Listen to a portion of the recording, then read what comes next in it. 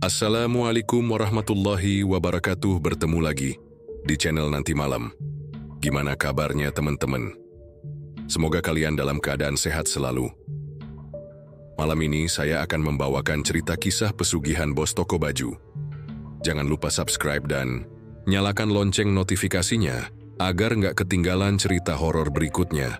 Oke, tanpa berlama-lama lagi, siapkan nyali kalian, karena kita akan langsung masuk ke ceritanya. Di sudut kota yang dipenuhi hiruk-pikuk pasar, berdiri sebuah toko baju yang ramai pengunjung. Toko itu bernama Sinar Mode, dikenal karena selalu punya koleksi terbaru dengan harga murah. Angga, seorang pemuda berusia 27 tahun, bekerja di sana. Dia bukan karyawan biasa. Tubuhnya tegap, wajahnya ramah, dan senyumnya selalu hadir meski lelah menggerogoti tubuhnya. Angga dikenal sebagai pekerja paling rajin. Setiap hari, dia datang paling pagi, menyusun baju, membersihkan etalase, lalu melayani pelanggan dengan sabar. Baginya, kerja keras adalah satu-satunya jalan menuju hidup yang lebih baik. Ia ingin membanggakan ibunya di kampung, yang selama ini berjuang membesarkannya seorang diri. Namun, di balik keramaian toko itu, ada tatapan yang selalu menusuk punggung Angga. Tatapan penuh iri dari Bimo, rekan kerjanya. Bimo sudah bekerja lebih lama, tapi ia selalu merasa tersingkir karena Angga lebih disukai pelanggan dan sering dipuji bos. Setiap kali Angga mendapat pujian, raut wajah Bimo mengeras, seakan ada bara api yang menyala di matanya. Bos toko, Pak Surya, adalah pria paruh baya yang tampak ramah, namun ada sesuatu yang ganjil darinya. Dia selalu memakai cincin hitam besar di jari tengahnya. Tatapannya tajam, dan senyumnya terasa dingin walau terlihat ramah di depan orang lain. Toko ini berkembang pesat di bawah kepemimpinannya. Bahkan, dalam waktu singkat cabang baru mulai bermunculan. Angga mengagumi bosnya, mengira semua ini berkat kerja keras dan kepiawaiannya dalam berbisnis. Tapi ada sesuatu yang Angga tak tahu. Sesuatu yang kelam bersembunyi di balik kejayaan toko ini. Di malam-malam tertentu, saat toko sudah tutup, Angga pernah mendengar suara samar dari ruangan belakang. Suara berbisik dan lirihan seperti orang merintih kesakitan. Namun, setiap kali ia mencoba memastikan, ruangan itu selalu terkunci rapat. Angga mengira itu cuma perasaannya saja. Tapi dia tidak sadar, hidupnya perlahan mulai melangkah ke dalam lingkaran gelap yang lebih besar dari sekadar persaingan kerja. Dan di pojok toko sepasang mata yang bukan milik manusia mengintainya, menunggunya. Hari itu toko Sinar Mode lebih ramai dari biasanya. Angga sibuk melayani pelanggan yang terus berdatangan, bahkan beberapa dari mereka sampai harus antri di depan kasir. Meski lelah, Angga tetap tersenyum dan melayani mereka satu persatu. Sementara, Bimo hanya berdiri di sudut toko, menatap tajam ke arah Angga. Tangannya mengepal, wajahnya memerah. Dia kesal melihat Angga terus mendapat pujian dari pelanggan. Seorang ibu bahkan berkata keras-keras, "Kalau nggak ada Mas Angga, pasti saya sudah malas belanja di sini. Dia baik banget pelayanannya." Bimo merasakan dadanya bergetar menahan amarah. Johnny berusaha tersenyum, tapi yang keluar justru seringai getir. Saat toko akhirnya sepi menjelang malam, Bimo mendekati Angga yang sedang merapikan tumpukan baju. "Angga, lu nggak capek sok rajin terus? Mau jadi anak emas bos sampai kapan sih?" ucap Bimo. Suaranya syarat sinis. Angga tersenyum tipis, mencoba meredam ketegangan. "Aku cuma kerja sesuai tanggung jawab, Bim. Nggak ada niat cari muka kok." Jawaban itu justru makin memicu api di dada Bimo. Malam itu, setelah semua karyawan pulang, hanya tersisa Angga dan Pak Surya. Angga membantu bosnya merapikan catatan stok. "Angga, kamu kerja bagus sekali hari ini," ujar Pak Surya sambil menepuk bahunya. "Saya senang punya karyawan seperti kamu." Angga tersenyum, merasa bangga.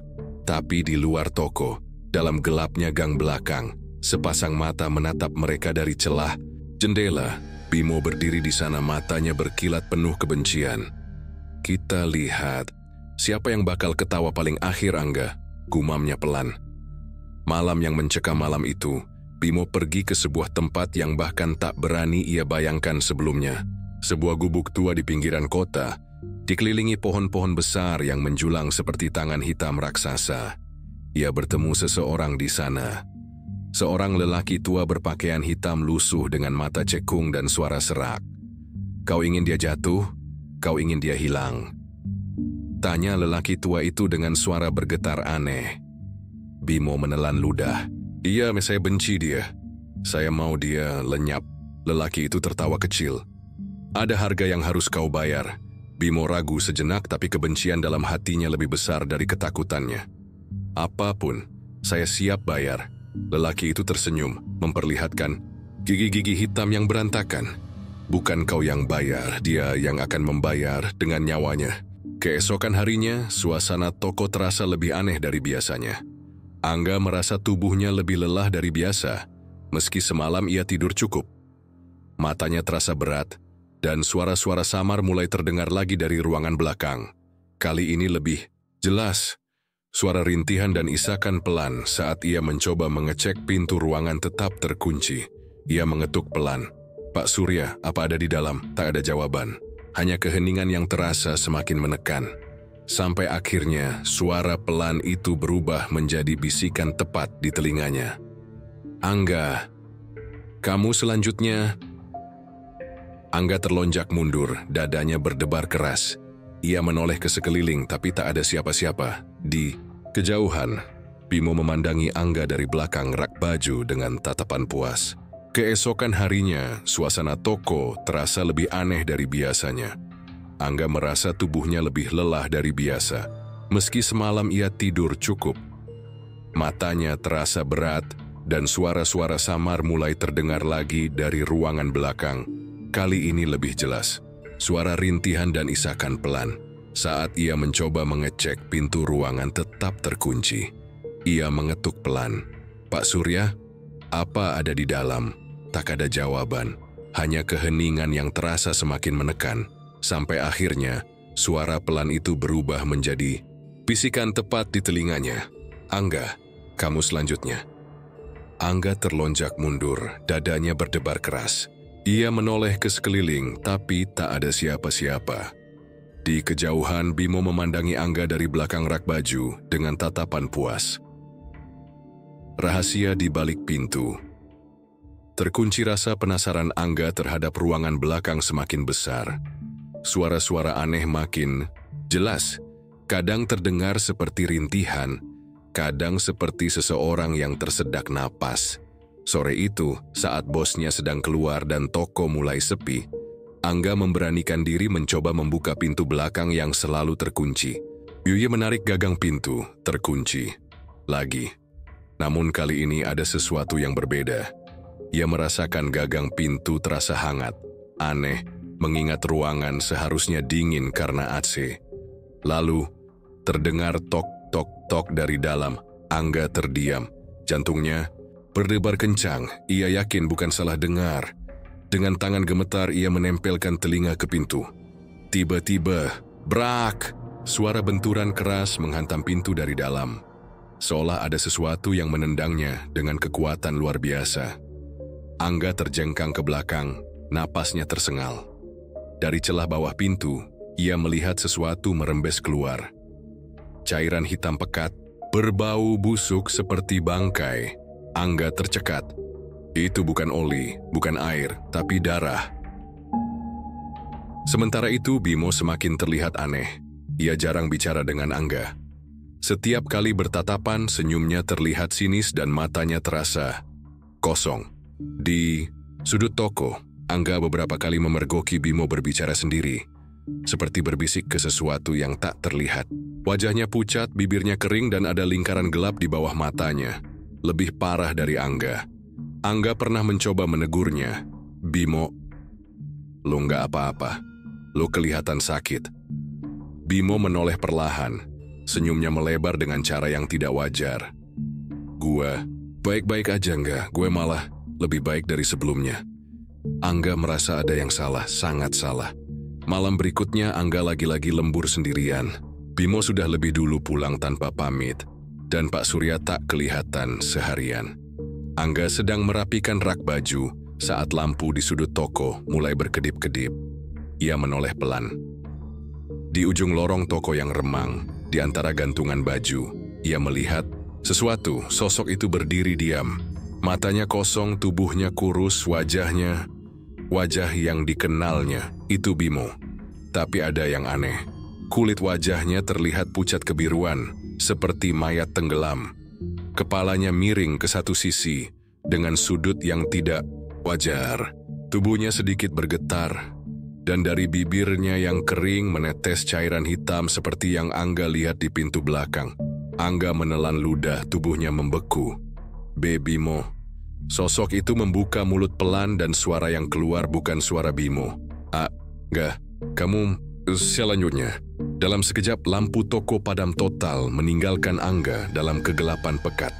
Di tengah kegelapan itu Angga mendengar sesuatu. Suara langkah kaki mendekat. Kegelapan menyelimuti toko. Angga berdiri kaku di antara rak-rak baju. Jantungnya berdegup begitu keras hingga terasa memekakkan telinganya. Keringat dingin mengalir di pelipisnya. Ia bisa mendengar suara langkah kaki yang berat, pelan, dan mendekat. Du. Langkah itu terdengar aneh seperti sesuatu yang berjalan terseret. Dalam hitam pekatnya toko, mata Angga mencoba menangkap apapun. Pandangannya hanya disambut bayang-bayang baju yang bergoyang pelan, seolah ada yang menyibaknya dari belakang. Lalu suara itu muncul lagi. Tuingga. Suara serak berat seolah keluar dari tenggorokan yang robek. Angga tersentak, napasnya memburu. Dia kenal suara itu. Itu suara Bimo. Tiba-tiba lampu toko berkedip-kedip sebentar, dan dalam sekejap kilatan cahaya, Angga melihatnya. Sosok Bimo, tapi itu bukan Bimo yang ia kenal. Wajah Bimo tampak rusak, kulitnya lebam keunguan, dengan mata melotot besar seperti hendak copot dari rongganya. Mulutnya robek lebar sampai ke pipi, menganga penuh darah hitam yang menetes ke lantai. Lehernya miring dengan posisi yang tak manusiawi. Patah, seakan kepalanya hampir lepas. Yang paling membuat Angga membeku adalah ekspresinya. Bimo tersenyum, tapi bukan senyum biasa. Itu senyum penuh dendam dan kesakitan, seperti ada sesuatu yang mengendalikannya. Kamu, selanjutnya. Lampu kembali padam. Gelap total, Angga panik, tangannya meraba-raba mencari jalan keluar. Nafasnya makin berat. Hampir tersengal. Di tengah kegelapan, ia merasa ada sesuatu yang mendekat cepat. Sangat cepat. Tiba-tiba, brak! Lampu menyala kembali, membuat Angga terkejut hingga jatuh terduduk. Di depannya tidak ada siapa-siapa. Sosok Bimo menghilang. Namun di lantai tempat Bimo tadi berdiri, ada bercak hitam pekat yang berbau busuk. Bau anyir menyengat menusuk hidungnya. Angga tak kuat lagi. Ia berlari keluar toko dengan napas tersengal, tidak peduli pada apapun. Pengungkapan rahasia kotor bos Angga pulang dengan tubuh gemetar. Malam itu ia tak bisa tidur.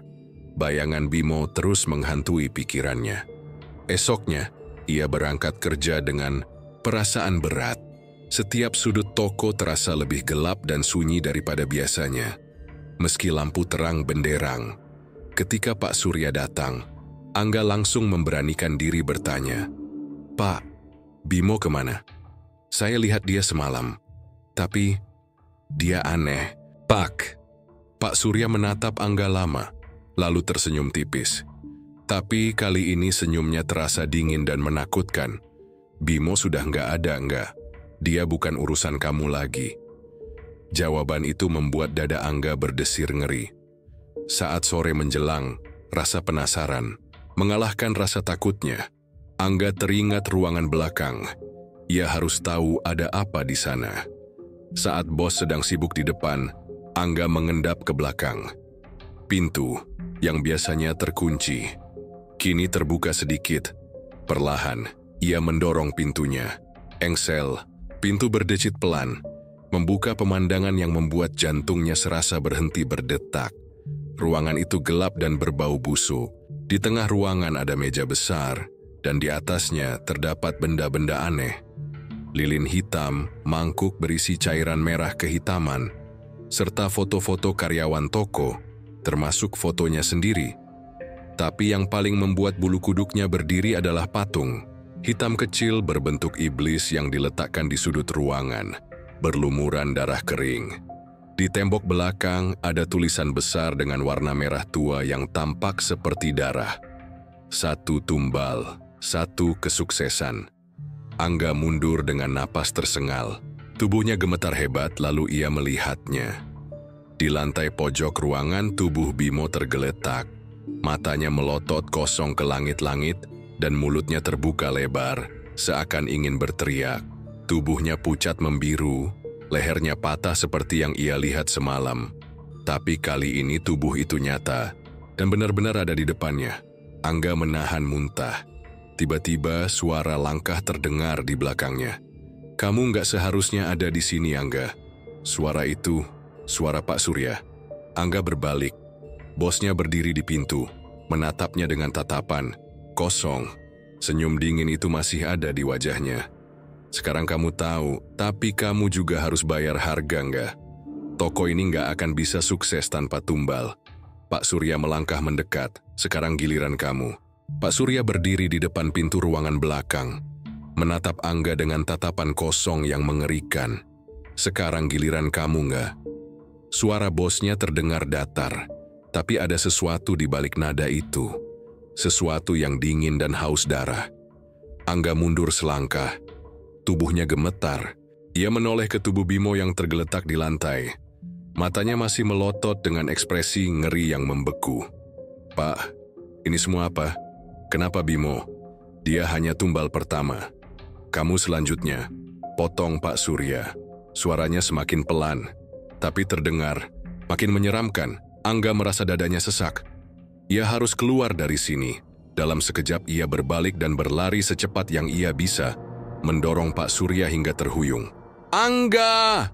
Suara Pak Surya menggema di belakangnya, tapi Angga tidak peduli. Ia menerobos keluar dari ruangan, melewati lorong sempit dan tumpukan baju. Nafasnya tersengal, jantungnya berdegup seperti ingin meledak. Saat ia hampir mencapai pintu keluar toko, brak! Pintu utama toko tertutup sendiri dengan keras, seolah ada sesuatu yang menghantamnya dari luar. Angga menabrak pintu, mencoba membukanya. Tuik Samuntu gagangnya dingin dan tak bergerak sama sekali, seperti terkunci rapat dari dalam. "Tolong, ada orang di luar. Tolong saya!" Teriak Angga panik sambil menghantam pintu. Tidak ada jawaban. Di belakang, suara langkah kaki pelan terdengar. Di lantai toko yang sunyi, duh. Angga menoleh dengan tubuh gemetar. Pak Surya berdiri di ujung lorong, menatapnya dengan tatapan kosong. Tapi kali ini ada yang berbeda. Matanya hitam seluruhnya seolah bukan lagi manusia. Senyumnya melebar hingga hampir ke telinga. "Kamu nggak bisa lari, Angga."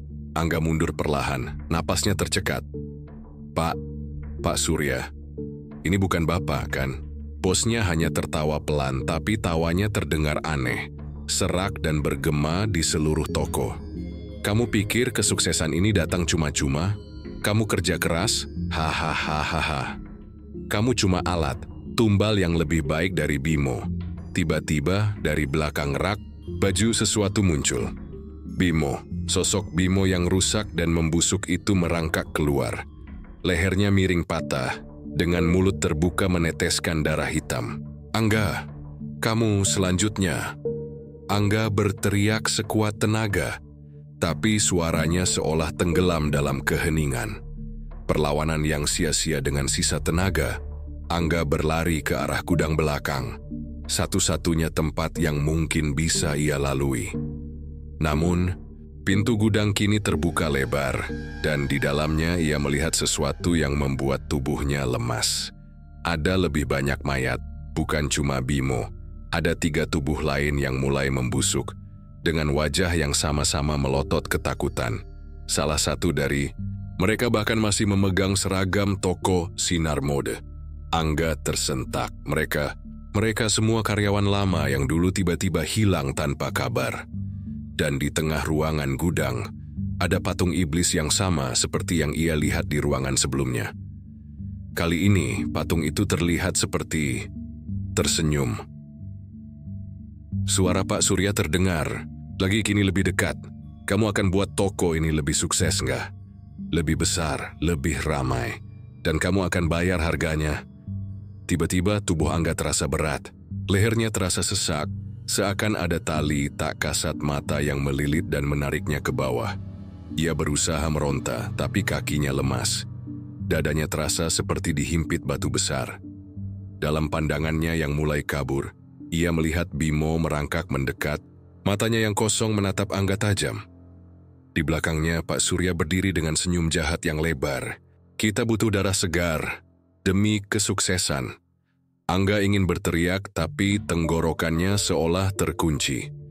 Ia hanya bisa merasakan tubuhnya makin dingin, gelap mulai menyelimuti matanya.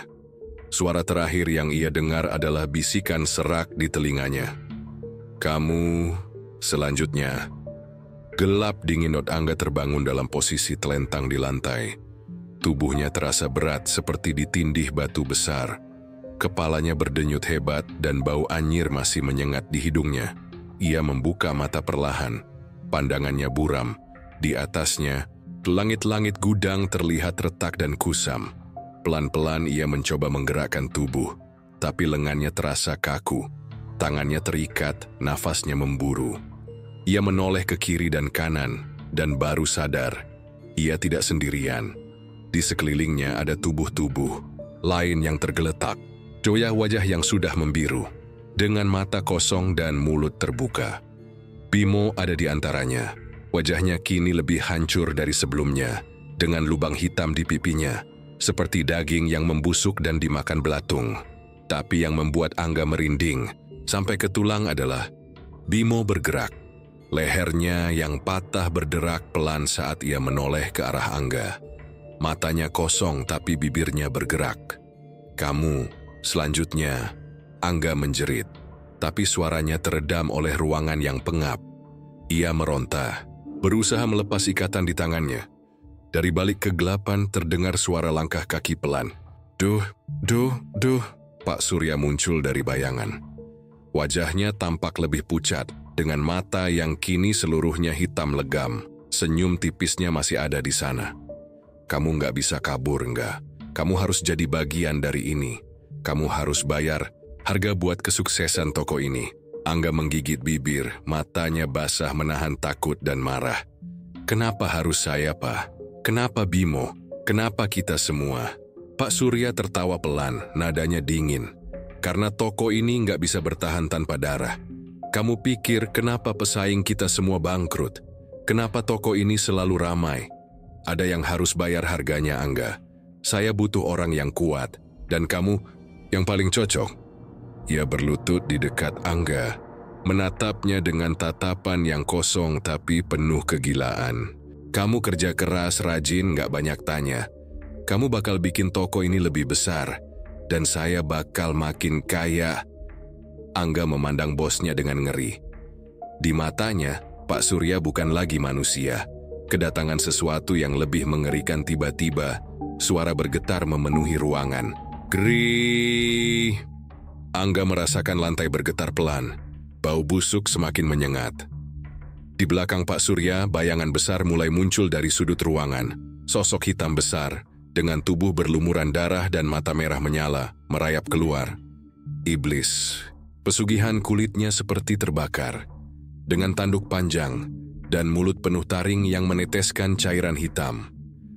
Nafasnya kasar dan berat. Setiap hembusannya terasa panas seperti api neraka. Angga menahan teriakannya. Pak Surya malah tersenyum, lebih lebar. Lihat, dia datang, dia akan ambil kamu. Iblis itu menatap Angga. Sorot matanya terasa menusuk ke dalam kepala, membuat telinganya berdenging. Angga merasa kepalanya seperti akan pecah. Suara-suara bisikan mulai memenuhi pikirannya. Ikutlah, berikan dirimu. Sukses. Kaya, darah. Ia menggigit bibir sampai berdarah, berusaha tetap sadar. Pak Surya menatap iblis itu dengan penuh harap. Ambil dia, biar aku makin kaya. Biar tokoku makin besar. Ambil dia. Iblis itu bergerak, cakarnya terangkat pelan, siap mencabik tubuh Angga. Tidak. Dengan sisa tenaga, Angga meronta sekuat tenaga dan berhasil melepaskan ikatannya. Ia langsung berguling ke samping tepat saat cakar besar itu menghantam lantai. Duar! Lantai retak, debu beterbangan. Angga berlari sekuat tenaga ke pintu. Pak Surya berteriak, "Kembali kamu!" Angga tidak peduli. Ia hanya ingin hidup. Iblis itu mengaum keras, membuat telinganya nyaris pecah. Tapi Angga terus berlari, meski kakinya terasa lemas. Di belakangnya, ia mendengar suara jeritan Pak Surya. Jeritan penuh rasa sakit dan ketakutan. Angga menoleh sekilas, dan ia melihat sesuatu yang tidak akan pernah ia lupakan seumur hidup. Iblis itu meraih Pak Surya dan mencabik tubuhnya. Darah menyembur ke dinding, dan suara tulang patah terdengar jelas. Pak Surya menjerit, lalu diam. Hanya tersisa suara tawa, lirih yang bergaung sebelum iblis itu menatap Angga sekali lagi. Angga merasa tubuhnya lemas, tapi ia tahu ia tidak bisa berhenti. Ia berhasil mencapai pintu gudang, mendorongnya hingga terbuka. Begitu ia keluar, suara gemuruh besar terdengar di belakangnya. Gudang itu runtuh menelan iblis tubuh-tubuh mayat dan Pak Surya. Angga terhuyung jatuh terduduk di luar. Nafasnya tersengal-sengal. Ia merasa kepalanya berputar. Toko itu kini sunyi, terlalu sunyi. Angga terbaring di trotoar depan toko. Tubuhnya lemas dan gemetar. Nafasnya masih tersengal, dada naik turun dengan cepat. Malam terasa lebih dingin dari biasanya. Toko Sinar Mode kini berdiri sunyi di belakangnya. Lampu-lampu di dalamnya masih menyala remang, tapi seluruh tempat itu terasa salah. Angga memejamkan mata, berusaha menenangkan dirinya. Aku selamat. Aku selamat. Namun di dalam kepalanya, suara jeritan Pak Surya terus terngiang-ngiang. Kamu. Selanjutnya, Angga membuka mata cepat-cepat, berkeringat dingin. Ia berusaha berdiri, tapi kakinya terasa lemas. Saat ia mencoba bangkit, tiba-tiba, prang! Salah satu jendela toko pecah sendiri. Angga menoleh, matanya membesar. Di balik pecahan kaca, ia bisa melihat sesuatu bergerak di dalam. Bayangan hitam, besar, dan bermata merah. Tidak, ini nggak mungkin. Ia memaksa kakinya bergerak dan mulai berlari secepat yang ia bisa, meninggalkan toko itu di belakangnya. Teror di jalanan sepi. Angga berlari tanpa tujuan. Jalanan malam terasa lebih gelap dari biasanya. Lampu-lampu jalan meredup, seolah ikut mati bersamaan dengan keberaniannya. Ia berlari melewati gang-gang sempit, berharap bisa menjauh sejauh mungkin. Namun, suara langkah kaki berat terdengar di belakangnya. Duk, duk, duk. Dewi Angga menoleh dengan napas tersengal. Bayangan hitam itu kini ada di ujung gang, berdiri diam, mengawasinya. Mata merah menyala itu terasa menusuk ke dalam pikirannya. Angga berlari lagi, lebih kencang, meski dadanya terasa akan meledak. Ia menyeberang, jalan nyaris tertabrak mobil. Sopirnya membunyikan klakson keras. Gila, mau mati mas, Angga tak peduli. Ia terus berlari, tapi bayangan itu tetap mengikutinya. Dengan sisa tenaga, Angga sampai di sebuah pos ronda. Ada dua orang bapak-bapak yang sedang duduk di sana, ngobrol sambil merokok. Tolong pak, tolong saya. Kedua bapak itu menoleh kaget. Kenapa nak, kamu kenapa kayak dikejar setan? Angga hampir menangis. Iya pak, ada yang ngikutin saya. Saya dari toko Sinar Mode. Tolong, saya dikejar sesuatu. Ma, itu bukan manusia pak. Kedua bapak itu saling pandang. Salah satunya mengernyit. Sinar Mode, bukannya toko itu udah lama tutup ya? Pemiliknya Pak Surya, katanya hilang 2 minggu. Lalu, katanya aneh-aneh. Angga terdiam. 2 minggu tidak mungkin, barusan ia ada di sana. Ia baru saja melihat Pak Surya dengan mata kepalanya sendiri. Tapi pak, saya baru kerja di sana tadi siang. Sebelum Angga sempat menjelaskan lebih jauh, angin dingin tiba-tiba bertiup kencang. Daun-daun kering berterbangan, lampu jalan. Di dekat pos ronda padam, salah satu bapak itu menggigil. "Astaga, kok jadi dingin begini?" Angga menoleh pelan. Di ujung jalan, di bawah lampu jalan yang masih menyala samar-samar, sosok itu muncul lagi. Tapi kali ini lebih dekat, mata merahnya bersinar menembus gelap, dan di samping sosok itu ada Pak Surya, tubuh bosnya yang sudah hancur dan berdarah, tersenyum miring ke arah Angga. "Angga, kamu nggak bisa kabur." Angga membeku. Bapak-bapak di pos ronda menoleh dan terdiam. Wajah mereka memucat seketika. Salah satunya sampai menjatuhkan rokoknya. "Ya Tuhan, apaan tuh?" Angga masih berdiri mematung. Napasnya tercekat, tubuhnya gemetar. Di ujung jalan, sosok Pak Surya yang hancur berdarah menatapnya dengan senyum miring. Matanya hitam legam. "Kamu nggak bisa kabur, Angga." Di sampingnya, sosok bayangan besar dengan mata merah berkilat mendesis pelan.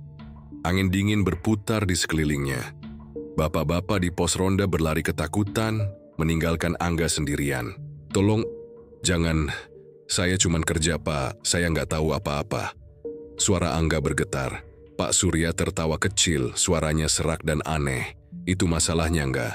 Kamu nggak perlu tahu, kamu cuma perlu dikorbankan." Seketika, bayangan besar itu bergerak, cakar hitamnya melesat ke arah Angga. Ia refleks meloncat ke samping, terjatuh dan berguling di aspal. Lututnya terasa perih, tapi ia tak peduli. Ia bangkit lagi, berlari sekuat tenaga menuju jalan besar. Rumah dukun misterius Angga terus berlari tanpa arah, hingga akhirnya ia melihat rumah kecil di ujung gang, dengan lampu remang-remang di dalamnya. Tanpa pikir panjang ia mengetuk keras-keras, "Tolong, tolong buka pintunya." Pintu terbuka pelan. Seorang perempuan tua muncul. Wajahnya dipenuhi keriput, tapi matanya tajam menatap Angga. "Masuk, Nak, aku tahu mereka mengejarmu." Angga terhenyak. "Ibu, tahu siapa mereka?" Si ibu menarik Angga masuk, menutup pintu dan mengunci rapat. Di dalam rumahnya, bau dupa menyengat dan ada banyak jimat tergantung di dinding. "Aku sudah lihat, ini terjadi dulu." "Kamu bukan yang pertama, Nak," kata si ibu dengan suara rendah. Angga menelan ludah. "Apa maksud ibu?" "Toko Sinarmot, apa yang terjadi di sana?" Si ibu menatapnya tajam. "Pesugihan. Bosmu menyerahkan jiwa dan darah pekerjanya untuk kekayaan. Tapi iblis pesugihan gak akan pernah puas. Dia selalu minta lebih. Bosmu pikir dia bisa kabur dari perjanjiannya. Tapi iblis gak suka pengkhianat, dan sekarang dia cari tumbal baru." Angga merasa tenggorokannya tercekat.